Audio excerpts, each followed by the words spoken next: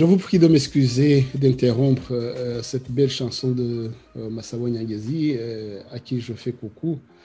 Euh, mais nos émissions, comme c'est un long programme et qui doit s'étaler sur les 3 heures que nous avons, il m'est difficile d'étendre les temps des écoutes même de ces belles chansons indéfiniment. Surtout que vous êtes là nombreux à attendre ces informations. J'ai encore une excuse à vous présenter, c'est que l'ambassadeur d'Agijima Najamaï Vianney, qui devait être avec moi aujourd'hui pour décortiquer tout ce menu de diplomatie, il vient d'avoir une raison indépendante de sa volonté qui fait que donc, il est appelé à autre chose de façon inopinée. Et voilà, je m'en excuse, mais il m'a chargé aussi de vous présenter ses excuses. Mais le menu est là, le plat est là, nous allons le goûter, nous allons essayer de le partager.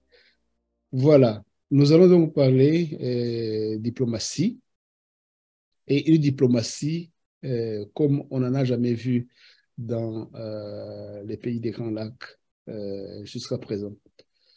Une diplomatie intense, avec beaucoup de frilosité et de maladresse, tellement que beaucoup de gens se demandent comment expliquer certaines choses. Bon, on va aller vite. Je vais vous présenter une photo et vous allez me dire que certainement c'est une photo qui est dans toutes vos têtes ou dans tous vos cœurs, parce que c'est aussi une photo tout à fait étrange parce que nous allons parler de la suite justement de cette photo et de ce qu'il y a derrière. D'ailleurs, nous avons fait une émission, je crois que c'était au mois d'octobre cette année, vers le 3, si je ne m'abuse. Et donc, pour ceux qui peuvent aller à notre site ou à notre YouTube channel, vous pouvez aller consulter cette émission. Mais c'est quelque chose vraiment de très, très curieux. Vous conviendrez avec moi que voilà, ceux qui nous suivent en image, vous voyez une photo, et une photo justement qui dit tout sur l'étrangeté de la présence de certaines personnes, certaines personnalités dans cette situation dramatique que vit l'Est de la RDC. Voilà. C'est Emmanuel Macron entre Tshisekedi et Paul Kagame. Et c'était juste après le 77e sommet de l'Assemblée générale des Nations unies, si je ne m'abuse. Voilà. Emmanuel Macron est venu de nulle part. Une idée lui est venue en tête, ou je ne sais pas, lui a été inspirée par quelqu'un au sortir du sommet. Il appelle ses amis, il se demande ce qu'il va faire. Voilà, il se met entre les deux, il dit, voilà, maintenant, je m'autoproclame votre médiateur, vous êtes en conflit, moi, Emmanuel Macron de France, je vais m'autoproclamer et je vais me faire médiateur dans votre conflit. Euh, Soyez d'accord ou pas, mais cela a étonné pas mal de gens à partir des acteurs même, ou des deux partenaires en conflit, à commencer par le président Tshisekedi, d'ailleurs, qui n'a pas fait beaucoup de commentaires là-dessus, qui était tellement surpris qu'il n'avait rien à dire là-dessus. Il a dit, mais qu'est-ce qu'il va faire? Kagame, apparemment, lui, il semblait s'y attendre. Je parle du body language, de l'expression physique. Euh, Tellement qu'on se demande, on se pose la question si c'est pas lui qui est allé demander secours à son ami Emmanuel Macron. Il dit voilà, ils vont me tuer, venez au secours, essayez de l'apaiser. Voilà. Donc, pour commencer, donc, on, on commence le plus loin possible. Bon, le plus loin, je veux dire, il n'y a pas, c'était quand, il n'y a pas si longtemps que ça. Mais bon, on s'est dit ici à Radio Rumuri, voilà, qu'est-ce qui se passe? D'où vient celui-là? C'est une émission, d'ailleurs, qui a eu beaucoup de commentaires. Nous avons eu beaucoup de feedback là-dessus. Et ça se comprend. Tout le monde se posait la question. Euh, Après Macron, après cet effet de surprise et voilà, effet de choc, on a attendu Emmanuel Macron, mais on ne l'a pas vu nulle part. Si je ne m'abuse, il n'a jamais été ni en Afrique, au Congo, ni en contact avec le président Tshisekedi, outre mesure. Donc, ça s'est terminé là-bas, avec l'effet d'annonce, avec l'effet de choc. Emmanuel Macron est disparu des radars jusqu'à ce que, euh, tout comme moi, ceux qui suivent l'actualité, il est réapparu au bras de Kagame au G20 qui se déroule actuellement. On s'est dit, bon, Kagame, de toute façon, il n'a pas, du moins le Rwanda, n'a pas le profil d'être invité à une aussi haute conférence de financiers et de 20 grands pays, 20 de 20 grandes économies mondiales. Non. Mais que diable va faire Kagame dans tout ça, parmi ces grands de l'économie? C'est une mégalomanie qui dit, voilà, si on m'y voit, ils vont, les petits gens, les petits pays, ils vont avoir peur de moi, ils vont croire que moi aussi je suis grand.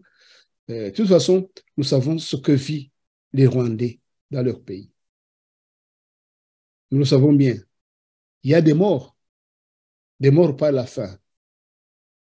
On ne cesse de montrer les images, de faire écouter les audios ici sur Radio Umuri.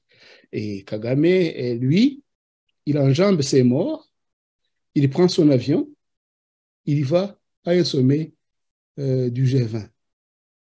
Qu'est-ce qu'il va faire là-bas? Qu'est-ce qu'il va dire là-bas? Quelle place? Mais, justement, sur base de ces folies de grandeur, justement, il se fait inviter par, je doute fort que ce soit quelqu'un d'autre, si ce n'est Emmanuel Macron, qui l'a invité au G20. Voilà. Pas qu'il a sa place, pas que il a quelque chose à gagner. Au contraire, il dépense l'argent du contribuable pour rien, parce que ça coûte cher se présenter à ces réunions. Le pays doit faire des cotisations pour y aller. Mais pour en retirer quoi? Pour Kagame, ça suffit qu'il soit vu une photo avec quelqu'un. Pour lui, ça va. C'est donc conformément à ces folies de grandeur. Et les Rwandais, évidemment, ils en souffrent. Voilà, donc le médiateur, Emmanuel Macron, qui se présente et qui disparaît. On se dit, voilà, attendons voir. Mais ce week-end qui commence, commençons vendredi, hein, parce que normalement, le week-end commence vendredi soir. Bon, mais commençons un peu avant. Le 5 novembre si je ne m'abuse, c'était un samedi. Samedi, donc il y a une semaine. Bon, quelque chose qui n'a pas étonné, mais il y a eu une rencontre à Luanda, en Angola, entre le ministre des Affaires étrangères du Rwanda et celui du Congo. Je dis que ce n'est pas étonnant parce que il y a eu une médiation du président Lorenzo, qui, donc lui, il a la charge de l'Union africaine, donc de faire la médiation entre le Rwanda et le Congo. Quel objectif? Arrêter les hostilités entre le Congo et le M23. Voilà, c'est ça l'objectif. Cesser le feu, donc arrêter les combats. Et qui va négocier ça, c'est le président Kagame. Il y est allé. Et on s'est convenu que les combats vont s'arrêter. Et s'ils se sont arrêtés? Non. Et ce qui est étonnant, c'est que Kagame dit que c'est le Congo qui n'a pas rempli, disons, ses engagements parce qu'il n'a pas arrêté de se battre. Mais comment peux-tu arrêter de te battre alors que celui qui te bat, celui qui t'agresse, lui, il continue à se battre? C'est pas possible. C'est ce qui se passe à l'est de la RDC. Kagame qui devait charger, parce qu'il ne s'agissait pas d'arrêter de se battre, de déposer les armes, il s'agissait aussi de quitter les positions gagnées dans l'agression. Donc, l'agression a été faite par le M23. Il a gagné les positions. Alors, à Luanda, ils se sont convenus que le M23 devrait déposer les armes, ainsi que la RDC. Le M23 recule et dégage des territoires qu'il a pris, et les Congolais regagnent leurs habitats habituels. Parce que vous savez, c'est des centaines de milliers de Congolais qui ont été chassés de chez eux par cette guerre. Donc, Kagame, lui, les responsabilités, il s'en fout, les siennes, mais il attaque les autres comme quoi, donc la RDC de ne pas remplir ses responsabilités. Voilà, c'est ce qui s'est passé. Donc, je disais que ce n'est pas étonnant que les ministres des Affaires étrangères se soient rencontrés encore une fois à Luanda pour un peu renouveler, pour un peu surtout préparer des sommets peut-être à plus haute échelle, comme entre les chefs d'État. Voilà. Vous direz, c'est pas étonnant, je dirais oui. Donc, c'était le 5 novembre. Aujourd'hui, on est le 15 novembre. Donc, il y a 10 jours. Euh, le 10 novembre, le 10 novembre, il y a eu un autre événement dans le cadre, dans l'ordre de la diplomatie en RDC, parce qu'ils ont accueilli, bon, peut-être qu'ils étaient en mission dans la région, mais une délégation conduite par M. Michel Xavier Biang. Michel Xavier Biang est un diplomate camerounais et aujourd'hui, il est chargé, c'est lui qui préside euh, le Conseil des sanctions, Conseil des sanctions des Nations Unies. Vous savez, les sanctions, il y en a de toutes les natures. Il y a certains pays qui ont des sanctions plutôt, oui, diplomatiques aussi, qui ont des sanctions économiques, qui ont des sanctions euh, d'embargo sur les armes. Donc, il y a une commission, un conseil euh, aux Nations Unies, justement, qui est présidé actuellement par M. Michel Xavier Biang, un Gabonais. Et le 10 novembre, il s'est présenté au Congo. Il a dit non, bon, il était en mission.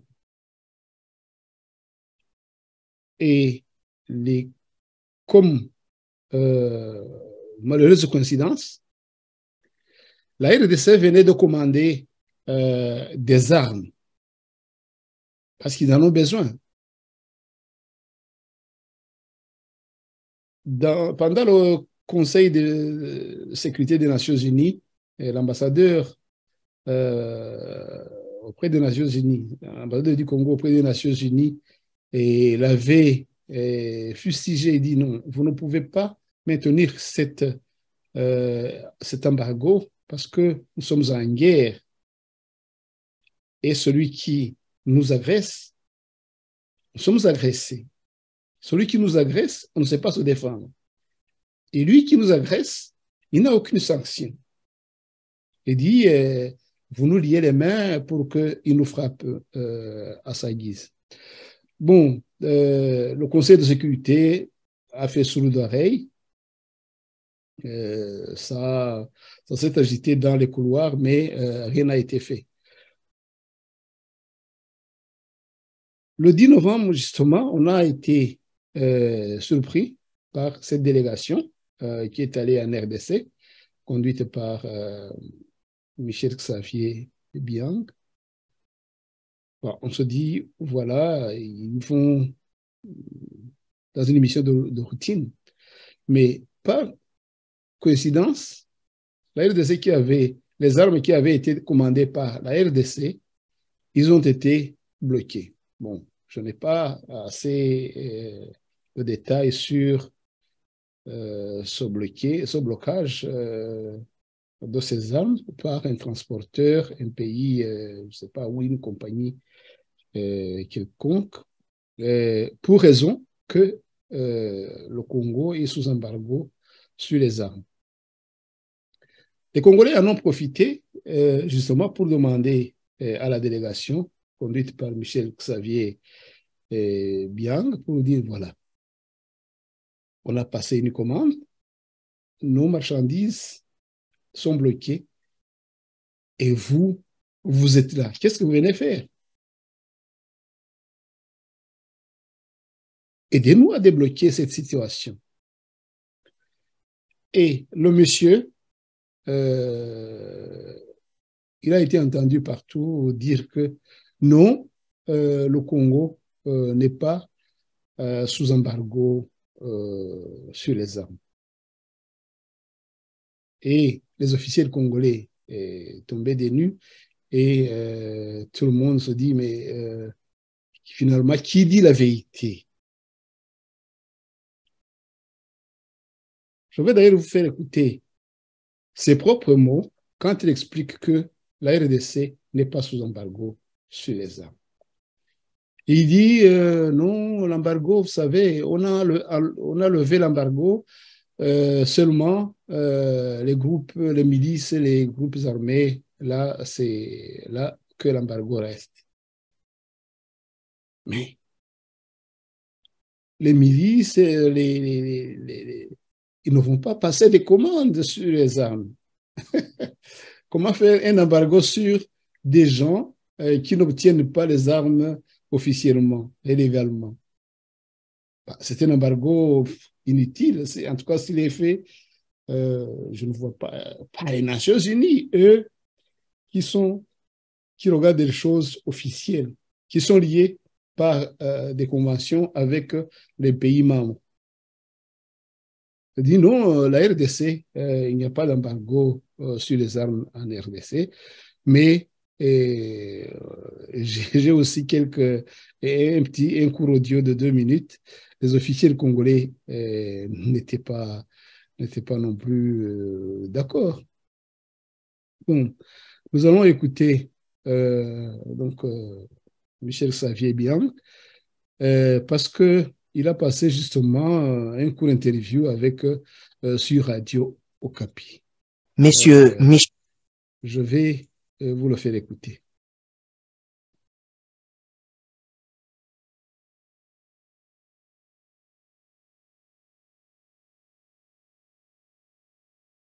Monsieur Michel Xavier Biang, bonjour. Bonjour. Est-ce que la RDC est soumise à un embargo sur les armes? Un embargo sur les armes veut dire une interdiction d'acheter les armes. Sur ce, je dis de façon claire et sans équivoque, non. Le gouvernement de la RDC n'est pas soumis à un embargo. Le gouvernement de la RDC a la pleine possibilité d'acquérir des armes où il veut, avec qui il veut et là où il peut. Depuis 2008, le régime de sanctions ne concerne que les groupes armés qui déstabilisent la RDC. La notification concerne les partenaires auprès de qui la RDC veut acheter ou acquérir des armes. Ces partenaires sont obligés de notifier, c'est-à-dire informer les Nations Unies. Les groupes armés sont équipés des armes et autres matériels militaires, cas du M23. Où est-ce qu'ils trouvent ces armes et que fait l'ONU face à cette situation? C'est pour cela que nous sommes là. C'est pour cela que nous allons faire un certain nombre de pays voisins pour comprendre comment est-ce que ces groupes armés font pour s'armer, comment ils font pour avoir des armements sophistiqués, et toutes les informations que nous allons recueillir, nous allons les porter à la connaissance du Conseil de sécurité pour que des décisions éclairées puissent être prises. Et pourquoi n'y a-t-il pas des sanctions du Conseil de sécurité contre les Rwandais et l'Ouganda pourtant accusés de soutenir les conflits en RDC? Ça rejoint le travail du comité. C'est pour ça que nous sommes sur le terrain. Nous devons recueillir toutes les informations sur ce que fait chaque pays, sur ce que fait chaque acteur, sur qui fait quoi et comment. Vous vous imaginez, n'est-ce pas, que si vous le décidez, étant loin, vous pouvez être accusé de partialité ou d'impartialité. On peut vous faire le procès d'écouter un camp et de ne pas écouter assez l'autre. Alors il est important que ceux qui sont appelés à décider puissent toucher du bois, puissent être sur le terrain, savoir exactement qui fait quoi, qui fait bien, qui fait mal, et informer le Conseil de sécurité. C'est pour cela que nous échangeons avec la plupart des autorités ici, aussi bien les autorités militaires que les autorités politiques, la société civile, le secteur privé, pour avoir une vue d'ensemble pour nourrir la gouverne du Conseil de sécurité. Toute entité qui soutient les groupes armés, quelle que soit son origine, quelle que soit sa provenance, et lorsque tout est documenté, peut être soumis au régime de sanctions. Après Kinshasa, vous vous rendrez au Rwanda et en Ouganda. Quel message particulier que vous apporterez au président de ces deux pays par rapport à la situation actuelle de la RDC? Nous sommes, comme je vous l'ai dit, dans le cadre d'un mandat qui est très clair. Notre mandat est de nous assurer de la mise en œuvre de la résolution 1533. C'est ce que nous faisons ici, en RDC. C'est ce que nous allons faire au Rwanda. C'est ce que nous allons faire en Ouganda. Rassembler tous les informations, rassembler les éléments sur le financement, l'équipement des groupes armés. Au mois d'août 2022, les groupes d'experts sur la RDC a signalé qu'ils disposaient des preuves solides du soutien du Rwanda au M23. Pourquoi ces rapports n'a-t-il pas été rendu public? Ce rapport était un rapport d'étape, un rapport confidentiel. Ce rapport un rapport que un groupe d'experts rend, qui est destiné au comité. Et le rapport final est prévu pour sortir en décembre. Vous comprenez, n'est-ce pas, que nous ne pouvons pas anticiper ou alors apporter une dérogation, n'est-ce pas, à nos procédures. Nous attendons le mois de décembre pour avoir l'ensemble des fragments, l'ensemble des parties de ce rapport, et vous aurez l'entièreté, la plénitude du rapport des experts. Quel message à toute la population congolaise sur ce que fait aujourd'hui les conseils de sécurité pour permettre à la RDC de vaincre la guerre contre l'M23 notamment? Le message, c'est que le Congo est un grand pays, le Congo est membre des Nations Unies, le Congo peut compter sur les Nations Unies, le Conseil de sécurité, comme les autres organes des Nations Unies, se penchent et sont mobilisés à appuyer le gouvernement congolais, n'est-ce pas, pour ces efforts de stabilisation de l'Est de ce pays. C'est pourquoi de nombreuses initiatives qui visent la stabilité de l'Est du Congo sont soutenues par les Nations Unies. Je peux vous dire que il y a une véritable mobilisation des Nations Unies à soutenir la République démocratique du Congo et l'Est du Congo. Michel Xavier Biang, je vous remercie. C'est moi qui vous remercie. Voilà. C'était donc le président de cette délégation, de cette commission des sanctions des Nations Unies, qui disait non, lui aussi, il semblait bégayer, il semblait ne pas savoir comment expliquer ça. Parce que les rebelles n'ont aucun lien qui les lie aux Nations Unies. Ils ne suivent aucune convention.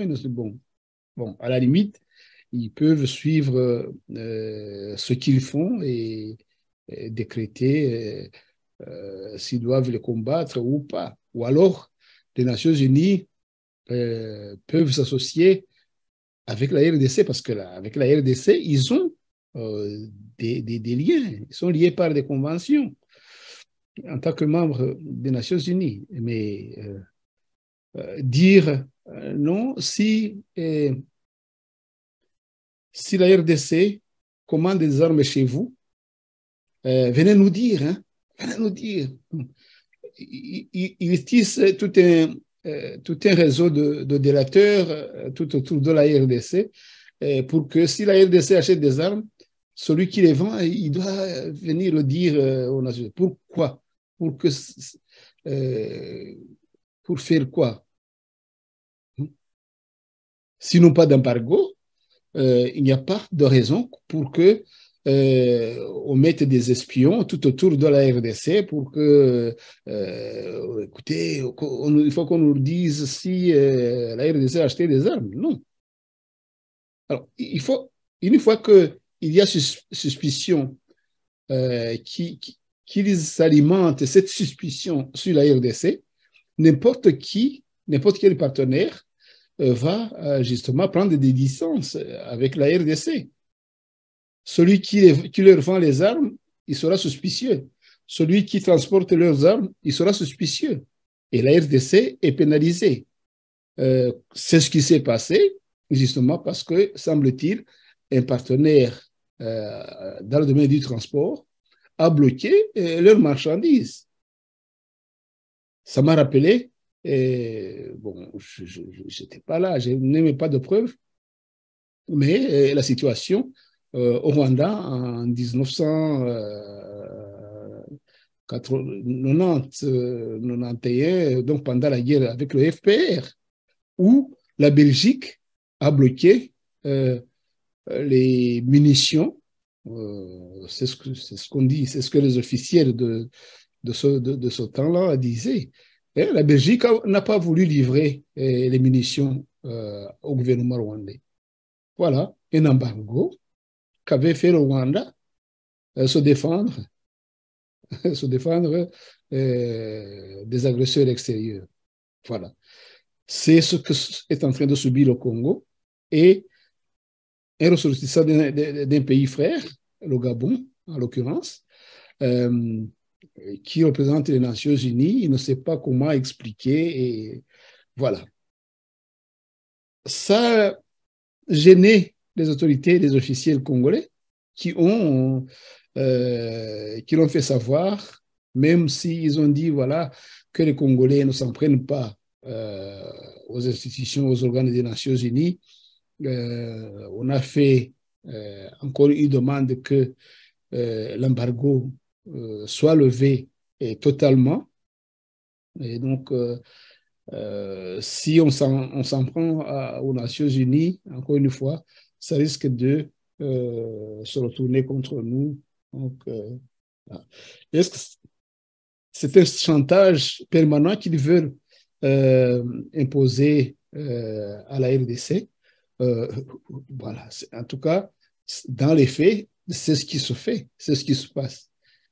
Même si l'intention peut être autre, mais en tout cas, dans les faits, c'est un chantage permanent et la RDC est bloquée par cet embargo.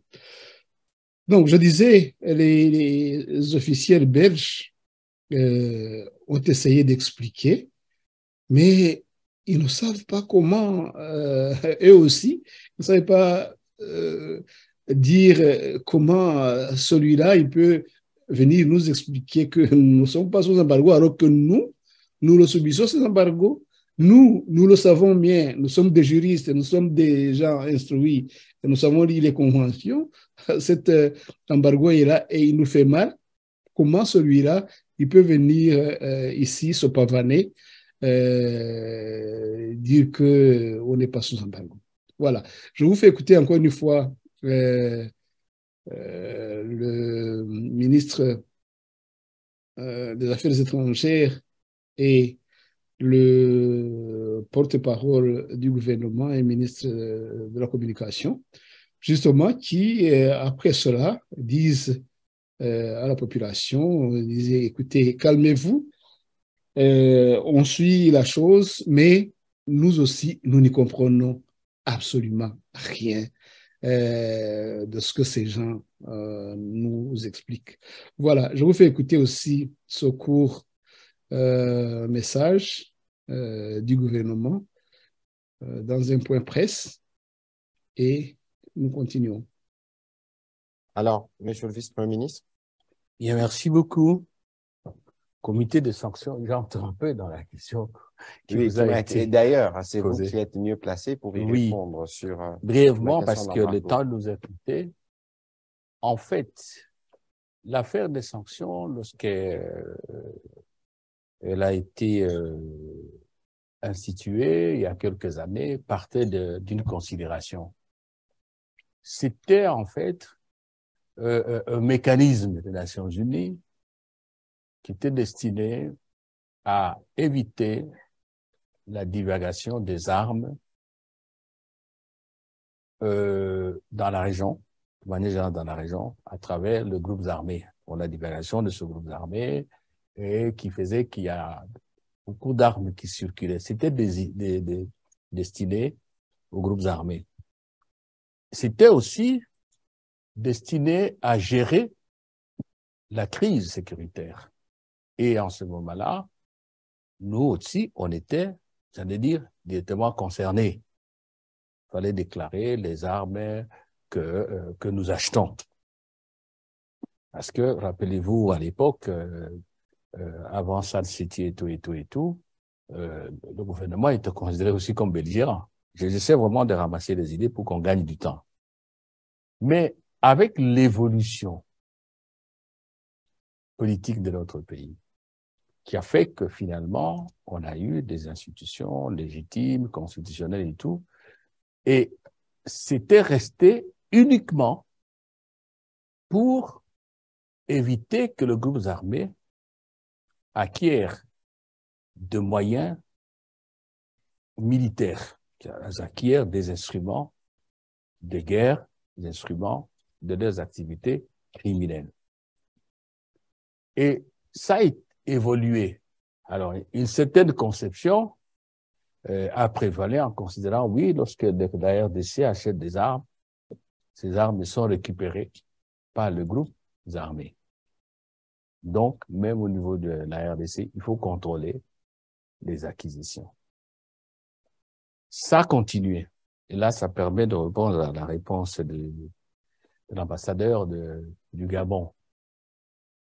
C'est que, dernièrement, cette année, j'ai oublié exactement la date, quand il y a eu la réunion du Conseil de sécurité, où on a confirmé, on a refait la liste des armes à déclarer par ceux qui nous vendent les armes. Retenez bien cette précision, par ceux qui nous vendent les armes. Ce sont eux qui déclarent. Et je ne suis pas spécialiste militaire ou en matière d'armes de guerre. On a sorti de la liste certains types d'armes qui ne sont plus sujettes à déclaration. Je ne sais pas, je n'ai pas suivi l'ambassadeur, mais je sais, comme ministre des Affaires étrangères, que cette déclaration, pour une catégorie d'armes, n'est pas encore, si vous voulez, cette résolution n'est pas encore abrogée, n'est pas encore retirée. Elle existe. Voulait-il dire qu'elle n'est pas concernée dans ce sens que ce n'est pas nous qui déclarons? Mais même alors, ça ne signifie, à notre point de vue, absolument rien. Et c'est là que je rejoins la question, je crois, de celui qui m'a dit qu'est-ce que nous attendons. Je crois que les choses sont claires. Le président a parlé aux Nations Unies au mois de septembre. Je crois que ça doit avoir été le 20, si je ne me trompe pas. Et même au niveau de l'Union africaine, il a déjà parlé de cela. Il n'y a aucune raison objective aujourd'hui qui fasse qu'on nous maintienne dans une situation d'un pays sur lequel pèse une hypothèque de méfiance. Et ce n'est pas une vue de l'esprit, ce n'est pas de la théorie. Il y a des banques, des transporteurs, et même ceux qui fabriquent des armes, qui ne veulent pas traiter avec nous parce qu'on dit, oui, il y a les Nations Unies, vous êtes sur la liste noire. Le monde de commerçants, de marchands d'armes et tout, il est frileux. Personne ne veut avoir de problème avec les Nations Unies. Et il y a un cas qui se produit maintenant au moment où je vous parle. Je ne vais pas donner de détails. Au moment où je vous parle, nous sommes dans cette situation-là où ce qui a été acheté ailleurs, le matériel militaire, venait vers ici, mais en cours de route, le transporteur a dit non, ça ne peut pas arriver à RDC. Alors c'est pour ça que nous disons au Conseil de sécurité ceci. Ce que nous disons au comité de sanctions qui est ici. Je crois qu'ils ont déjà rencontré les chefs les présidents des chambres législatives. Je crois que tout le monde dira la même chose. Non seulement que c'est une hypothèque réelle, ne fût-ce que psychologique, mais aussi c'est une injustice flagrante qui constitue pour nous, Congolais, un soutien à ceux qui nous combattent. Absolument. Vous venez d'entendre et de voir le ministre des Affaires étrangères, M. Christophe Lutundula, qui était avec Patrick Mouyaya, le ministre de la Communication et porte-parole du gouvernement congolais, qui se demandaient eux aussi la raison d'être de cet embargo, qui se demandaient pourquoi cet émissaire des Nations Unies essaie de leur faire comprendre qu'ils n'ont pas d'embargo, alors que dans les faits, au moment même où il est là, ils ont ils subissent les effets de cet embargo. Ils disent, mais finalement, voilà, c'était ça la situation. Et je ne vous le cache pas, tous les médias du monde, toutes les personnes, tous les analystes géopoliticiens, ils se sont posés les mêmes questions que le ministre des Affaires étrangères. Et Michel Xavier Biang était évidemment très gêné. D'ailleurs, il avait fait aussi une autre interview que je vais vous faire écouter. Et justement, les questions de nos confrères qui eux aussi bon, se posaient des questions. Mais je vous dis, ça fait couler d'encre tellement que ça fait couler de salive, tellement qu'on s'est dit, mais où allons-nous? C'est pourquoi nous avons dit, voilà, notre émission de ce soir va essayer quand même de finalement terminer par relever quelques alertes ici et là qui pourraient mettre nos amis congolais, nos frères congolais un peu à l'aise et ouvrir les yeux, surtout sur certains points de la diplomatie qui peuvent nuire à leur bien et au bien de leur peuple. Voilà, je vous disais que c'est le dernier élément que je passe, où justement nos confrères ou notre consoeur. Cette mise au point, rien. Et alors, rien n'empêchera la RDC de se procurer des armes qu'elle veut pour défendre son intégrité territoriale. Une affirmation du chef de la délégation du Conseil de sécurité des Nations Unies, Michel Xavier Biang. Ce diplomate de l'ONU affirme que la RDC n'est pas concernée par l'embargo sur les armes. Michel Xavier Biang l'a dit à l'issue d'une audience auprès du président du Sénat, Modeste Bahati, qui a saisi l'occasion pour solliciter la création d'un tribunal pénal international pour la RDC contre tous les crimes graves commis depuis 1990. Cet embargo concerne exclusivement les groupes armés. En ce qui concerne le gouvernement de la RDC, il n'est pas concerné par l'embargo sur les armes, et juste assorti d'une obligation de notification qui d'ailleurs ne concerne pas le gouvernement, mais concerne les partenaires avec lesquels la RDC peut travailler. Donc, nous avons eu un échange plein de très productif, très constructif avec le président. L'objectif de notre mission est clair. Nous voulons... Je m'excuse d'interrompre un tout petit peu Monsieur Michel Xavier Biang pour vous inviter à attirer votre attention sur le sourire en coin de Monsieur Bahati Lukwebo à côté de lui, en cravate rouge, qui se disait, donc c'est lui le président du Sénat de la RDC, devant la frilosité, le bégaiement de monsieur Michel Xavier Biang, il se disait, mais il nous raconte quoi? Nos marchandises sont dans un port, ou c'est pas moi, dans un aéroport tel, parce que cet embargo, ils nous l'ont imposé. Et maintenant, qu'est-ce qu'il raconte aux journalistes? Je m'excuse de cette interruption. Nous sommes sur le terrain pour avoir toutes les informations relatives à l'interdiction qui frappe les groupes armés concernant les armes, concernant les munitions, concernant le recrutement des combattants. Nous sommes là pour prendre toutes les informations concernant les questions d'abus sexuels, et nous allons rencontrer l'ensemble des partenaires. Ce qui est important pour nous, c'est d'avoir des informations actualisées et les mettre à la disposition du Conseil de sécurité et tous les autres agences compétentes des Nations Unies pour que en temps voulu, n'est-ce pas, que les décisions puissent être prises de façon éclairée en connaissant exactement ce qui se passe sur le terrain. Il était donc interrogé par nos confrères qui, lui aussi, étaient étonnés de le voir nier les faits. Parce que les faits, c'est que le Congo ne sait pas commander des armes. Ça, ce sont les faits. Voilà. Bon, avançons un peu parce que le programme est très long. Dans cette diplomatie très curieuse qui s'est accélérée, qui s'est intensifiée ce week-end.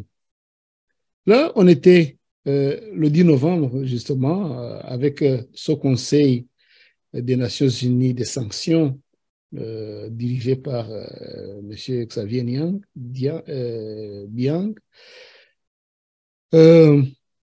Justement, juste au moment où il prenait l'avion pour aller au Rwanda, le 12 novembre, au soir, nous avons bien suivi, nous tous suivi M. Omaro Sissoko Ambalo, le président de la Guinée-Bissau, sorti de nulle part. Oui, il est président de la CEDEAO. Oui, la RDC est membre de la CEDEAO, mais la RDC est membre de, je ne sais pas combien d'organisations régionales, sous-régionales d'Afrique. Il y a la SADC, il y a l'East African Community, il y a bon. Il est sorti de nulle part, on ne sait pas sous quelle casquette il est venu en RDC, surtout que même les officiers congolais n'ont pas fait filtrer le contenu de leur entretien. Mais ce 12 novembre, au soir, donc, il y a le président Omaro Sissoko Ambalo qui est venu en RDC. Il dit, voilà, je viens essayer de vous aider. Bon, parce que c'était à propos de ce conflit à l'est de la RDC contre le Rwanda M23. Voilà, il est venu et il est parti. Je vous dis, c'est vraiment, ce week-end, il s'est passé des choses. Il s'est passé des choses. Alors, les journalistes étaient là, ils se regardaient, et qu'est-ce qui s'est passé? Ils demandaient, je ne peux pas vous passer tous les éléments que j'ai sélectionnés, hein, sinon on serait en retard par rapport au programme. Mais voilà, il est venu, il est parti et il a vu quelques officiels, le président, il a vu le président Tshisekedi, je crois que c'est au Mongaliema ou je ne sais pas, en tout cas dans sa résidence. Et voilà, c'était le 12. Mais bien avant, j'avais oublié, bien avant le 12, le 11 novembre, João Lorenzo, lui qui a une mission de l'Union africaine de jouer la médiation, même si à cette même chaîne, nous avons fait une émission se demandant comment va-t-on organiser ou harmoniser les travaux de médiation qui se font à Luanda et les travaux de médiation qui se font à Nairobi sur le même sujet. Et bon, ils n'ont pas trouvé meilleure explication que de dire, voilà, ils vont se compléter, ils vont... bon. Chez nous, au Rwanda, il y a un adage qui dit plusieurs chasseurs font perdre la trace aux chiens. Et parce que un chasseur donne les ordres aux chiens de passer à droite et un autre donne aux chiens l'ordre de passer à gauche et finalement les chiens ils courent partout et finalement l'animal poursuivi est loin. Je pense que c'est ce qui se passe aussi entre toutes ces médiations, tous ces gens qui viennent et qui s'en vont, comme on est en train de le dire, de le voir et de l'analyser. Voilà, donc, bien avant que Umaro Sissoko Embalo n'arrive à Kinshasa, le 12, le 11, il y avait João Lourenço, président de l'Angola, qui est allé à Kigali le 11 et le 12 novembre, donc le jour suivant, à Kinshasa. Donc, il y en a qui passent d'abord à Kigali pour ensuite aller à Kinshasa, d'autres font l'inverse, d'autres... voilà, c'est... Parce que Umaro Sissoko aussi était, avant de venir à Kinshasa, était passé à Kigali le jour avant. João Lourenço, lui, il avait fait l'inverse, et le même week-end, donc ils se sont croisés en chemin. Voilà, donc João Lourenço, lui, il a le mandat de l'Union africaine et je crois de la CIGL, la conférence internationale sur la région des Grands Lacs. Donc, lui, ça peut se comprendre un tout petit peu, à part que le contenu, encore une fois, des entretiens n'ont pas été révélés, le contenu n'a pas été révélé. Voilà. Mais je vous dis que il s'est passé des choses ce week-end. Il s'est passé des choses. Et entre-temps, Kagame, lui, il jubile quand il voit tous ces gens s'entremêler. Et alors, il en profite pour expliquer ses méfaits, ses mensonges sur son agression.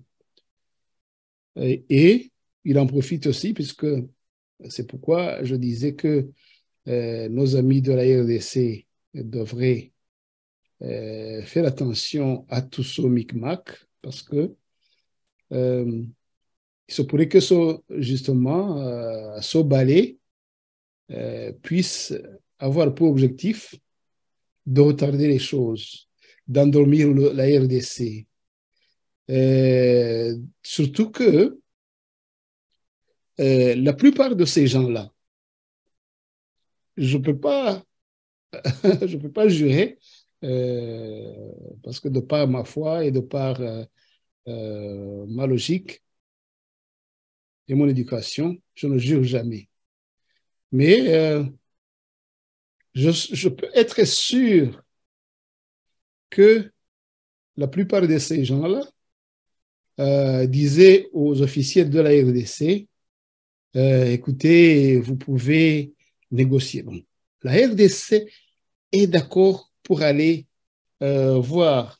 Ils y sont allés à Nairobi pour dire, voilà, vous qui avez les armes, déposez-les, venez, on va vous réinsérer dans le commerce, dans l'agriculture, dans le... Voilà. Bon. Au-delà de cela, qu'est-ce qu'on peut encore demander à la RDC? Ils ne viennent pas pour lui apprendre qu'il doit aller à la conférence de Nairobi, le 21. Il y aura un autre sommet à Nairobi le 21. Bien sûr que la RDC sera représentée.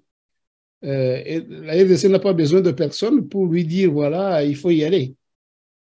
Mais par contre, la plupart de ces gens-là qui ont circulé, qui se sont succédés auprès des autorités congolaises, il faut que vraiment on comprenne bien. Tous ces gens-là n'avaient pas l'objectif de dire au Congo, à la RDC, d'aller dans les négociations, je ne sais pas moi, à Nairobi, avec les groupes armés, parce que c'est la RDC qui avait initié ça. Non, ces gens-là ne venaient pas pour ça. Ils venaient pourquoi? Ils venaient pour obliger la RDC d'accepter de négocier avec le M23. Je n'étais pas là où les officiels congolais s'entretenaient avec ces gens-là, mais il y a un body language qui ne trompe pas. C'est pourquoi je dis, chers amis officiels de la RDC, vous pouvez être prudent, être attentif à ce que ces gens-là viennent vous inculquer. Parce que à force de venir à 2, à 3, à 4, à 5, à 6, je me demande combien de coups de fil, de téléphone qui sont venus d'ici, de là, vous disant tous non, allez rencontrer ces gens du M23. Je crois qu'à force de marteler dessus, les officiels congolais finiront par se dire, voilà, comment tout le monde nous dit ça, est-ce qu'on va contrarier tous ces gens-là, est-ce que... Bon. Mais entre-temps, eux, ce n'est pas leur population qui est sur les routes. Eux, ce n'est pas les femmes qui sont violées. Chez eux, ils sont bien. C'est la RDC qui subit les affres de cette guerre. Et cette guerre, je vais essayer d'aller vite parce que, et d'ailleurs, de ne pas entrer dans beaucoup de détails.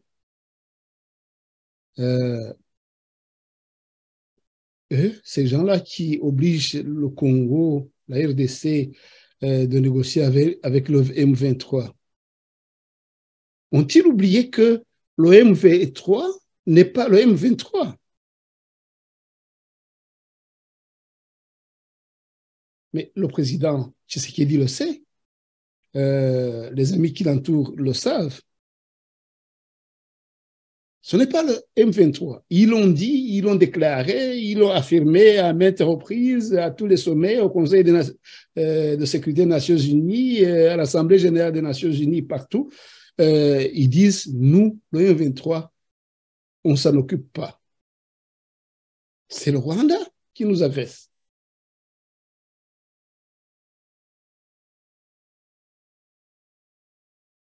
Alors, je suis sûr et certain que tous ces gens-là qui viennent, soi-disant, pour faire la médiation, mais Macron l'a su. Il a dit non, il a pris ses courtes jambes au cou et il est parti parce qu'il ne pouvait pas manger à tous les râteliers. Et donc, excusez-moi, nos amis officiels de la RDC, c'est la salive. Voilà, donc ceci est une alerte à nos amis de la RDC, comme quoi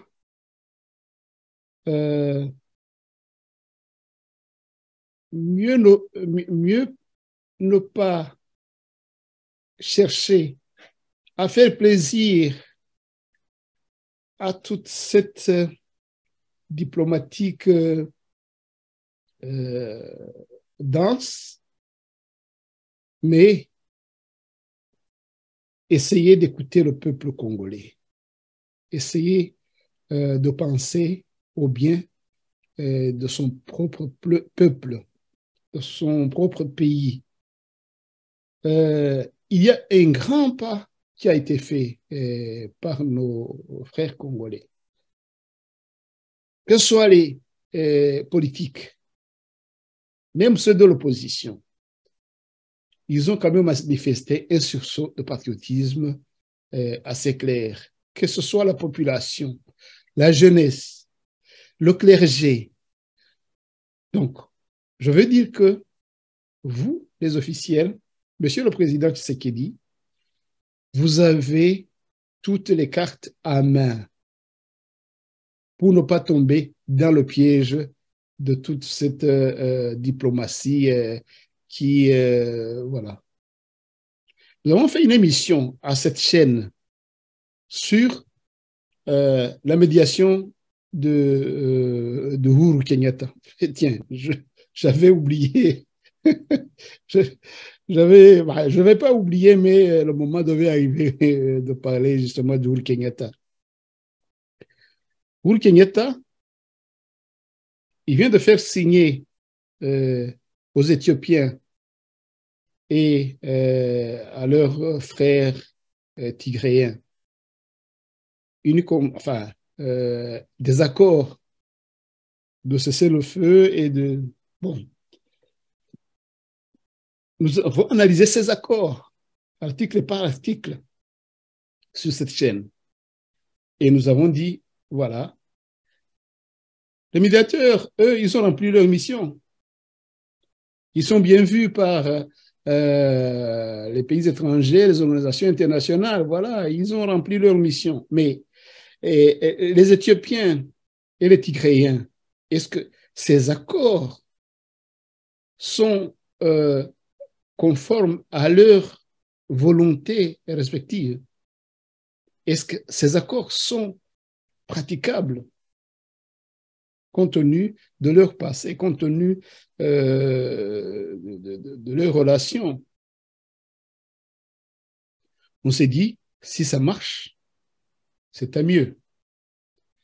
C'était dirigé par le président Uhuru Kenyatta en Afrique du Sud, lorsque ces accords ont été signés. Après l'Afrique du Sud, après les accords entre l'Éthiopie et le Tigré, le voilà au Congo, en RDC, justement pour animer d'autres négociations avec le président Tshisekedi. Alors, lui, le président Uhuru Kenyatta, que j'estime, pour qui j'ai beaucoup d'estime, et non seulement de ses compétences, mais aussi de sa bonne volonté, je n'en doute pas. Mais lui, s'il écoute cette émission, je lui conseillerais aussi de faire attention, parce qu'il risque de servir un vin amer à nos amis de la RDC. Bien sûr que lui, il voudrait tout faire pour son bien, hein, je parle du président Uhuru Kenyatta, voilà, il sera bien vu par l'Union africaine, on va l'appeler tout le temps, maintenant il a du temps, d'ailleurs il n'est plus président. Voilà, il se cherche une réputation. Et pour lui, tous les moyens sont bons pour faire signer les gens, même pour leur faire signer des choses qui ne leur conviennent pas, des choses qui ne vont pas durer. Parce que j'ai entendu aussi quelques officiels du Congo dire, voilà, on peut parler avec le M23, mais sous certaines conditions. Quelles conditions? Quelles conditions? Parce que eux, ils ne se gouvernent pas. Ils ne se sont pas créés eux-mêmes. C'est une création du Rwanda. Les ordres viennent du Rwanda. Tout le soutien matériel, tout ça, ça vient du Rwanda. que va négocier la RDC avec le M23?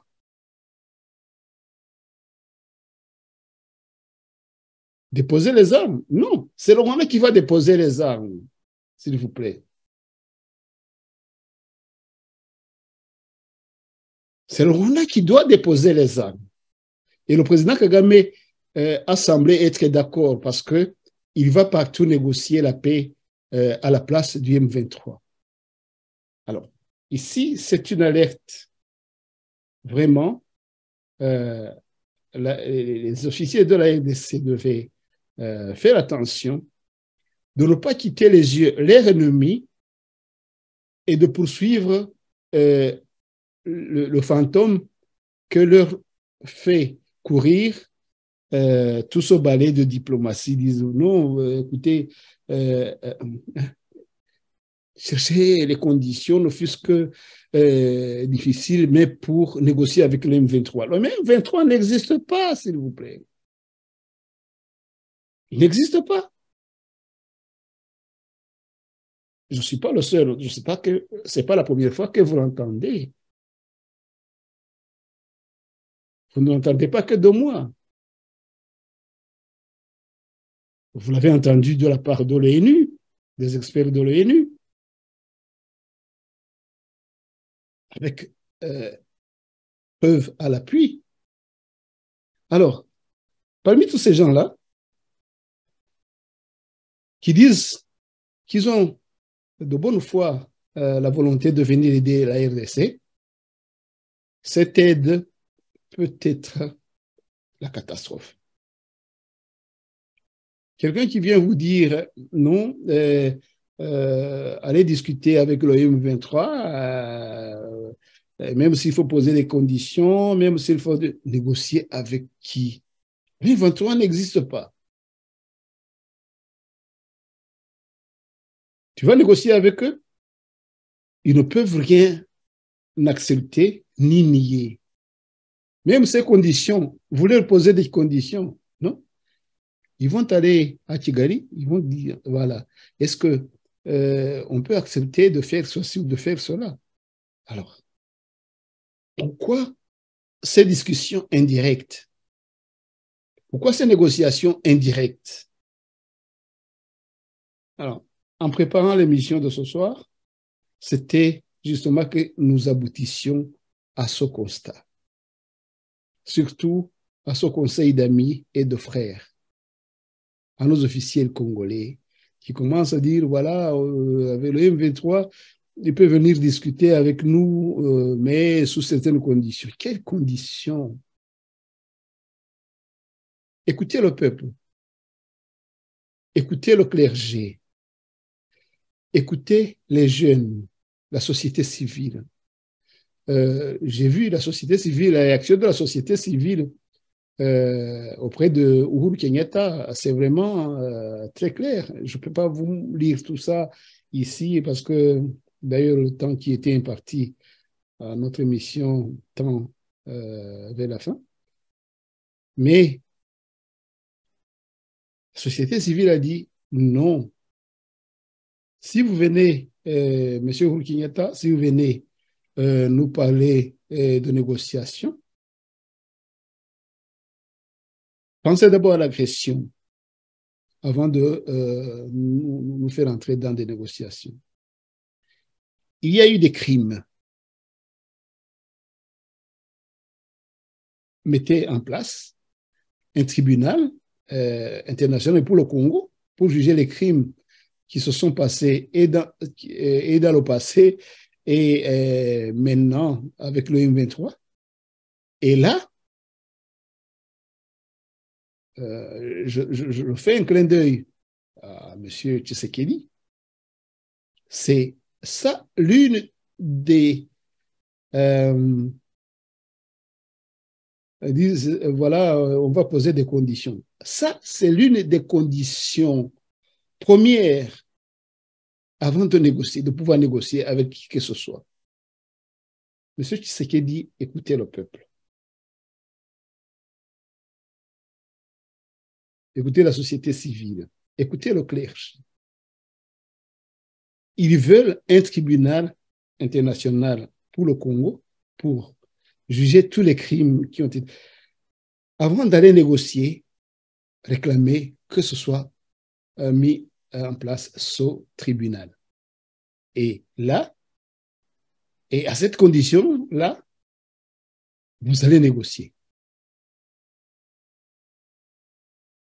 Il y a des préalables, normalement, à la négociation avec le Rwanda. Parce que c'est avec le Rwanda qu'il faut négocier. Parce que le M23 n'existe pas. Voilà, je pense qu'on s'est presque tout dit. Le président Uhuru Kenyatta a fait des contacts à Kinshasa. Aujourd'hui même, il est allé à Goma. J'ai des images ici, j'ai tous les éléments, mais je ne peux pas vous les passer à cause du temps imparti à l'émission et qui touche à sa fin. Mais il est lui aussi dans une impasse. Et ce n'est pas au président Tshisekedi de ter l'épine du pied de Uhuru Kenyatta. Parce que Tshisekedi, lui, il doit écouter cette société civile. Il faut vraiment quitter des yeux cette diplomatie qui, pour certains, veulent se faire valoir auprès des organisations internationales, veulent se faire valoir auprès des pays ou je ne sais pas quoi. Non. C'est qu'il doit quitter des yeux tout ça. Lui, il doit se focaliser sur la volonté du peuple congolais et le bien du peuple congolais. Écoutez les larmes et les pleurs de tous ces gens-là qui sont sur la rue. Voilà. Nous allons essayer d'arrêter cette émission ici parce que, vous savez, il s'est passé tellement de choses ce week-end que si je vous racontais tout ça, et si on essayait d'analyser tout ça, on passerait des jours et des jours. Pourquoi cette agitation d'ailleurs? Pourquoi cette agitation diplomatique? Vous le savez, le président Kagame n'est pas dupe. Il sait mesurer les enjeux. Il sait voir l'avenir proche ou lointain par rapport à son environnement. Je vous garantis que, à force de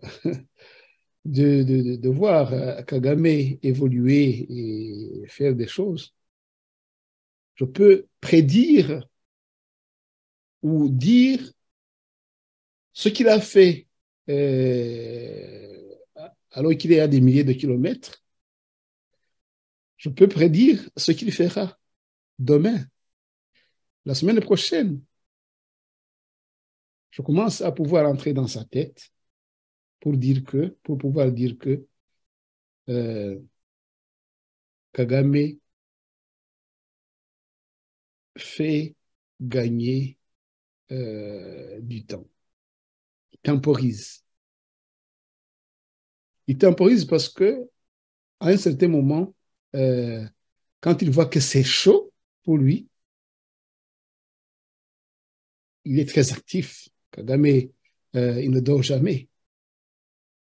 Alors, il circule donc le monde entier. Il utilise les moyens qu'il peut pour, gagner du temps, 2, préparer le coup fatal. C'est ce qu'il dit. Je pense qu'il commence, d'ailleurs, il a appris à ses dépens. Lui qui a voulu une bonne entente, un bon voisinage, maintenant, il a eu, voilà, ce que je suis en train de dire. Donc, il temporise,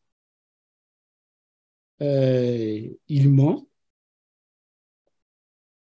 il change chaque fois des mensonges pour justement faire perdre du temps aux gens. Et après, entre-temps qu'il ment, entre-temps qu'il temporise, il y prépare un coup fatal. Ne soyez pas surpris si demain, vous vous réveillez, on vous dit, voilà, le U23, pour ceux qui y croient, moi, je sais que ce sera Kagame qui aura pris la ville de Goma. Il y a des signes. Il y a eu des militaires, des généraux de haut rang qui sont allés, au vu aussi de tout le monde, faire la reconnaissance. La reconnaissance militaire, c'est quoi?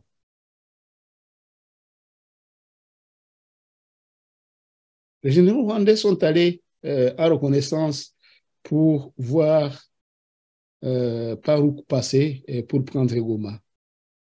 Parce que ils savent que les FARDC ont bloqué à Kibumba les militaires qui viennent du front du Nord. Alors, ils attendent une bonne stratégie, une autre stratégie, probablement une infiltration tout près de la frontière, donc tout près de Goma, pour prendre en sandwich les militaires et les FARDC et prendre la ville de Goma. Ne soyez pas surpris si demain vous vous réveillez et que vous soyez devant ce fait. Donc, il est en train de temporiser. J'ai été surpris quand on a dit, voilà, le sommet de Nairobi qui devait être le 16 demain, se passera le 21. Là aussi, ce n'est pas fortuit, je sais. Je sais, je suis sûr qu'il y a quelque chose qui va se passer entre ces deux dates. J'en suis certain. Parce que c'est dans la tête de Kagame et j'y entre comme on entre dans un moulin. La tête de Kagame, j'y vis. À force d'analyser ses faits, ses gestes, je sais demain ce qu'il prépare aujourd'hui. Je sais aujourd'hui ce qu'il prépare pour demain plutôt. Voilà, donc, préparez-vous par ce balai diplomatique. Ces gens-là qui viennent de je ne sais pas où pour donner des conseils, pour ceci et pour cela, ne croyez pas qu'ils viennent d'eux-mêmes. Ils ne viennent pas d'eux-mêmes. Je suis certain qu'il y a la main de Kagame. Il envoie des émissaires, il passe par tous les chemins pour ralentir les choses, pour temporiser et pour préparer le bon coup, le coup fatal. Voilà. Mais pour conclure, je déconseillerais aussi à Kagame de rester avec l'idée que il y prendra ces garçons du M23, que certains appellent du M23, qui ne croient pas que ces militaires, ils peuvent prendre Goma, ils peuvent prendre, même descendre jusqu'à Rusizi ou je ne sais pas quoi. Et après, qu'est-ce qu'il va faire?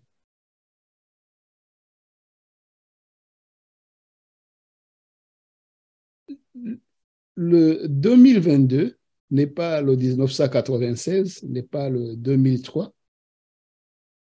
Il devrait tirer des leçons Parce que de toute façon, il a pris même tout le Congo. toute la RDC,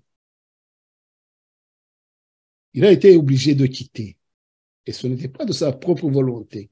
Même s'il a laissé quelques cailloux pour qu'ils se retrouvent encore une fois dans les différentes organisations, dans les différents organes de l'administration de la RDC. Mais là aussi, il est en train d'échouer. Il a échoué avec le CNDP.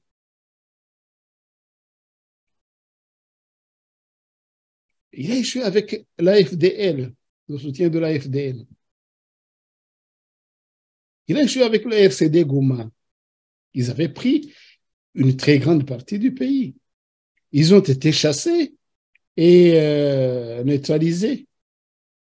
Croit-il qu'il va prendre le Nord Kivu, je ne sais pas.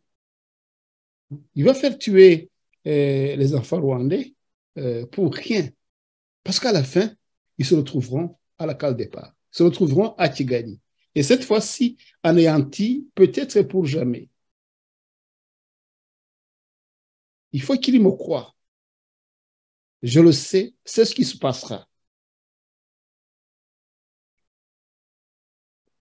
Nos amis journalistes du Rwanda, je vois sur les chaînes YouTube channels qui louent les performances du M23, qui louent les... Bon. Qu'est-ce qu'ils vont faire? Ils prennent des territoires. Pour en faire quoi? Pour faire souffrir le peuple congolais?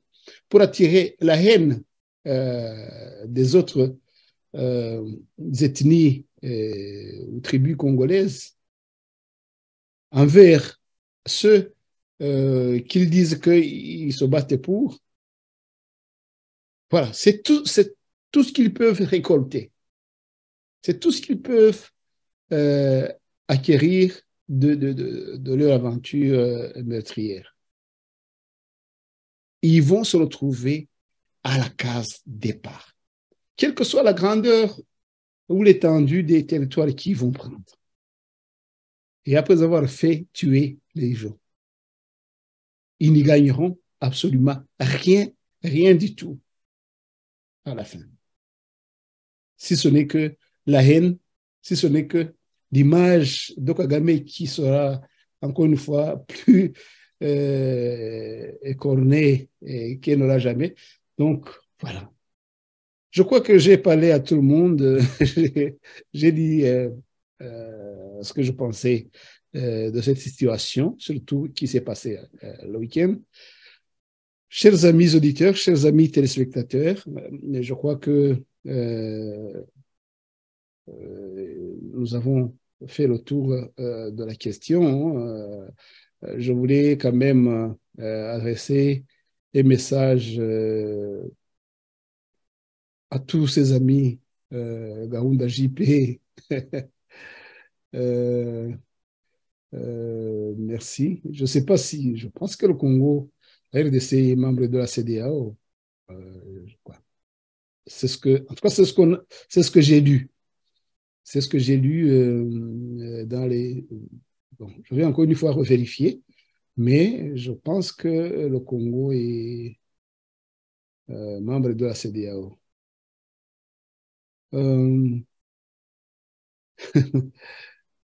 Cancel One TV qui dit fermer la frontière Rwanda, Congo, Uganda, Congo Machine 9. Je ne pense pas que ça puisse être la solution parce que, vous voyez, le problème n'est pas entre les peuples. Le problème n'est pas entre les Rwandais et les Congolais. Le problème n'est pas. Le problème se trouve, je vous le dis très sérieusement, le vrai problème, le problème de la région se trouve dans la tête du président Kagame. Voilà. Voilà où se trouve le problème. Et croyez-moi, je le dis, et je peux, comment on dit, non, c'est ça le problème de la région. Voilà. Merci donc à tous ceux qui nous ont adressé quelques réflexions et considérations. Nous allons en prendre compte et nous en avons tenu en considération. Je vous souhaite, pour ceux qui sont dans la soirée, je vous souhaite une bonne soirée. Ceux qui sont dans le continent américain et ailleurs, bon, je vous souhaite une bonne journée. Vous avez encore quelques heures et voilà, on se voit donc la prochaine fois. Et pour un peu vous remercier de votre amitié et de votre assiduité à la radio, aux émissions de Radio Urumuri, je vais vous mettre une chanson d'un révolutionnaire suisse, M. Philippe de Kourou, qui parle justement de ces présidents mégalomanes, parce que c'est là où se trouve la question de notre sous-région, dans les têtes des présidents mégalomanes, des présidents qui tuent, qui font tuer, qui font couler du sang, qui se pavanent au G20, disant voilà, nous sommes grands, nous sommes grands, nous sommes grands, et tout ça, ça finira très mal. Philippe de Kourou, il nous chante donc un jour viendra, un jour où ils vont payer.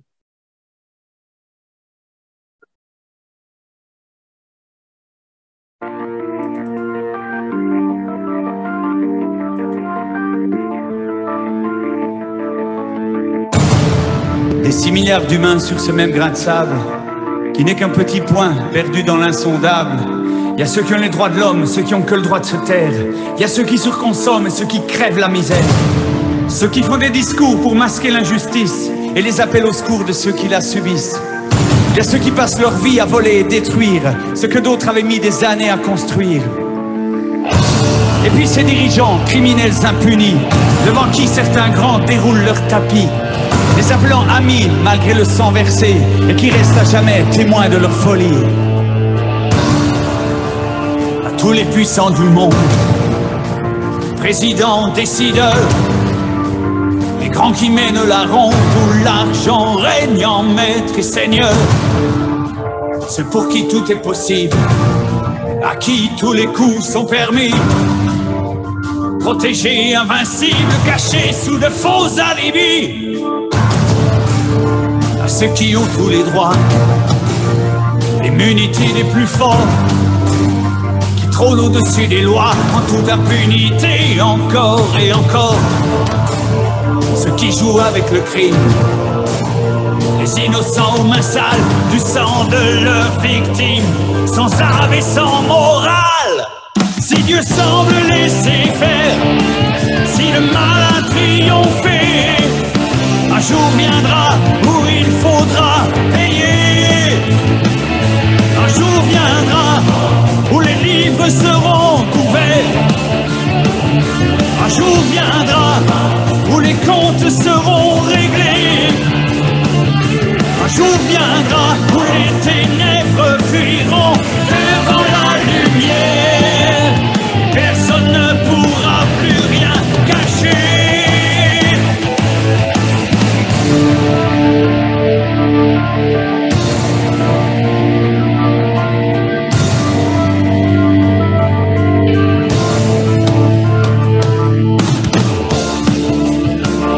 Les laissés pour compte, les éternels oubliés, ceux qui ont connu la honte et l'abandon parce qu'ils n'étaient pas bien nés, à tous les enfants meurtris, abusés, déchirés par ceux qui s'en sont servis jusqu'à tuer leur dignité.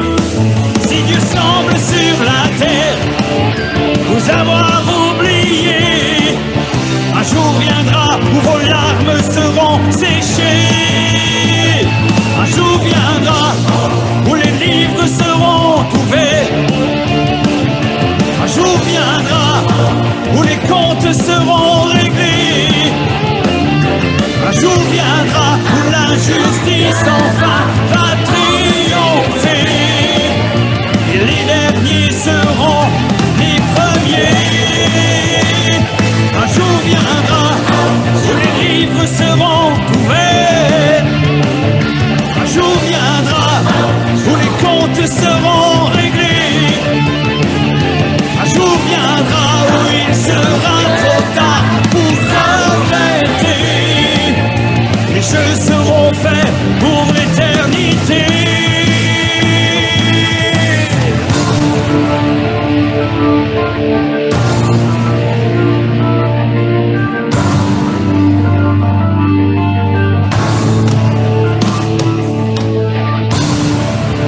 Quand s'allumeront les projecteurs sur l'écran du film de ma vie et que tous seront spectateurs de ce que je croyais avoir enfoui, de tout le mal que j'ai pu faire et du bien que je n'ai pas fait, de tout ce que j'ai foutu en l'air et de l'amour que j'ai pas su donner. Est-ce que je pourrais rester debout et affronter la vérité, ou est-ce que je pense être assez fou pour croire que je pourrais m'en tirer encore, alors que j'ai tout foiré? Quand s'éteindront les projecteurs et que la porte va se refermer, moi je serai là, mais de quel côté?